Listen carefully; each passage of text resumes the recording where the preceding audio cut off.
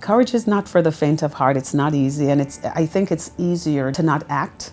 You're putting yourself out there. One has to recognize that sometimes you have to eat lunch alone. Sometimes you're the only one in the audience or the crowd that may speak up and have a difference of opinion, and you may be the only one willing to raise your hand and say, I don't agree.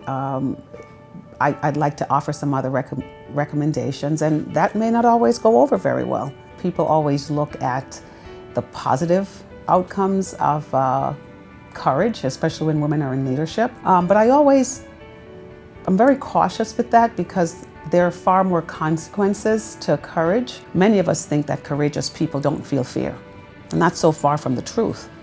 The difference, fear, courage, you do feel fear, but the cause is big enough for you to push through that fear, to be able to take action.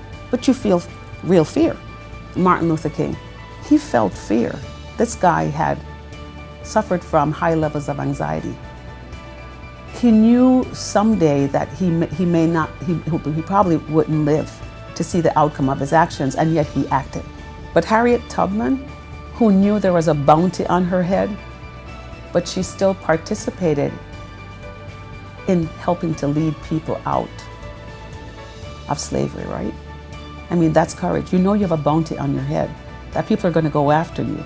And yet this meant enough to you that you would sacrifice yourself, going through very, very, very difficult, very dangerous, putting yourself in dangerous situations because you cared enough. Many of us as women allow others to define us. We need to have the courage enough to be able to say, this is who I am.